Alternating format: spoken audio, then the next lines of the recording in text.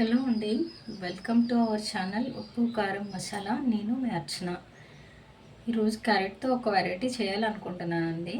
దానికి ఇంకా నేనేం పేరు పెట్టలేదు, చూసాక మీరే పెట్టండి.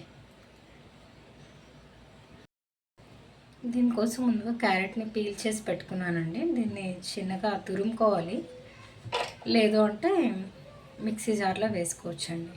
నేనైతే మిక్సీ జార్లో వేస్తున్నాను. మిక్సీ పట్టుకున్నాక ఇలా ఉందండి. మనం దీన్ని ఇప్పుడు ఒక కప్పుతో కొలుచుకోవాలి. ఒక కప్పు క్యారెట్ తురుముకి ఒక కప్పు బెల్లం అయినా తీసుకోవచ్చు, ఒక కప్పు షుగర్ అయినా తీసుకోవచ్చు అండి. నేనైతే బెల్లం తీసుకుంటున్నాను.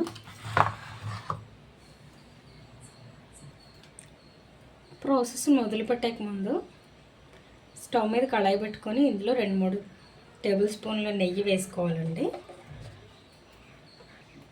ఇలా నెయ్యిని తీసుకొని నెయ్యి వేడెక్కగానే మనం తీసుకున్న క్యారెట్ తురుమును వేసుకోవాలండి.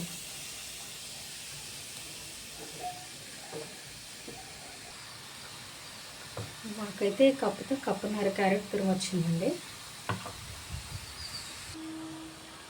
ఈ క్యారెట్ తురుము ఇలా 2-3 నిమిషాలు వేయించిన తర్వాత మీడియం ఫ్లేమ్ మీద పెట్టి వేయించుకోండి. 2-3 నిమిషాలు సరిపోతుందండి. ఇలా వేగిన తర్వాత ఇందులో లైట్గా పాలు వేసుకొని ఒక 5 నిమిషాలు ఉడికించాలండి. కొన్ని పాలు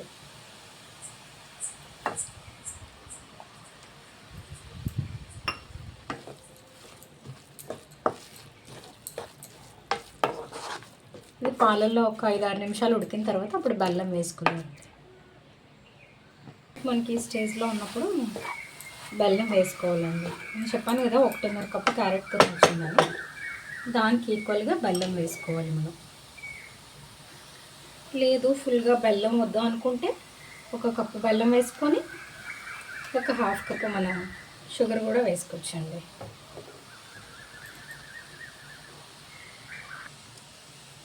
బెల్లం వేసిన తర్వాత లైట్గా కొంచెం పాలేసి మూత పెట్టుకోవాలండి.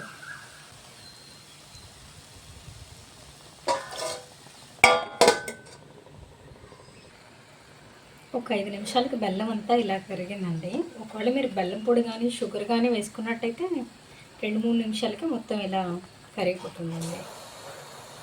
దీన్ని కొంచెంసేపు ఒక 5-6 నిమిషాలు ఉడికించాలి. మొత్తం కొంచెం జిగురు కన్సిస్టెన్సీ లాగా రావాలన్నమాట. హల్వా యాలకులు కూడా తీసుకోవాలండి. ఒక 1/2 టేబుల్ స్పూన్ సరిపోతుంది. అలాగే 1 స్పూన్ నెయ్యి.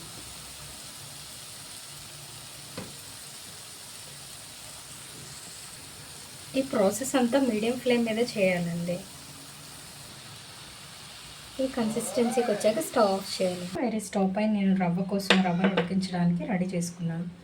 ఒక్కో గ్లాస్ రవ్వకి 2 గ్లాసులు నీళ్లు పోసుకోండి. చూడండి, నీళ్ళు ఇలా మరుగుతున్నప్పుడు స్టవ్ లో ఫ్లేమ్లో పెట్టుకొని రవ్వ వేసుకోవాలి. రవ్వ వేసిన వాటిని ఇలా కలుపుకోవాలి, లేదంటే ఉండలేకపోతుంది. మొత్తం ఉండగా కట్టేస్తుంది.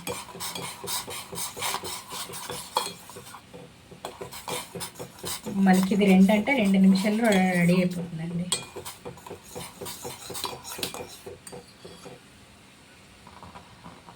చూడండి, ఇలా మొత్తం దగ్గర అయిపోయిందండి రవ్వ అంతా. ఇప్పుడు మనం 1 గ్లాసు రవ్వకి 1 గ్లాస్ పంచదార వేసుకోవాలండి.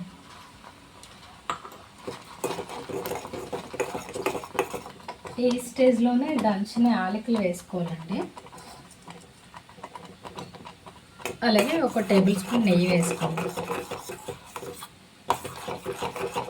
ఇది దీన్ని పక్కన పెట్టేయడమేనండి. క్యారెట్ రెడీ అయ్యే వరకు లోపు ఇది చల్లారుతుంది.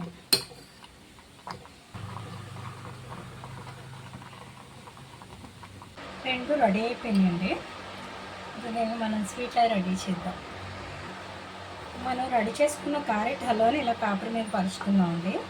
బటర్ పేపర్ ఉంటే బటర్ పేపర్, లేదా వైట్ పేపర్ పైన బటర్ రాసేసి ఇలా చేశానండి నేను. అలాగే మనం చేసుకునే రవ్వని ఇలా రోల్లా చేశాను.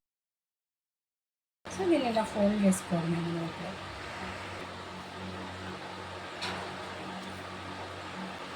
ఇలా రోల్ చేసుకునే దాన్ని ఒక 5 మినిట్స్ ఫ్రిడ్జ్లో పెట్టాలండి.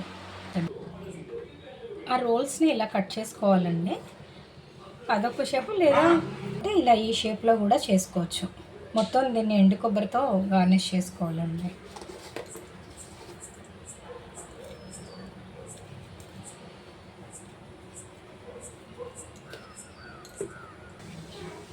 మనం చేసిన 2 ఇంగ్రీడియంట్స్ 3 వెరైటీస్ ఆఫ్ స్వీట్స్ చేయొచ్చండి. ఒకటి ఇలా కోవల్లాగా కట్ చేసాం, ఇంకొకటి రౌండ్గా ఈ షేప్లో. ఇది ఓన్లీ క్యారెట్ అండి. క్యారెట్ హల్వా మిగిలిందని ఇలా బాల్స్లా చేసి ఎండు కొబ్బరితో గార్నిష్ చేశానండి. ఇలా గార్నిష్ చేసిన తర్వాత పైన జీడి పలుకులు పెట్టుకుంటే రెడీ అయిపోతాయి. ఇది చాలా ఇన్స్టెంట్గా అప్పటికప్పుడు చేసుకునే రెసిపీ అండి. Thanks for watching.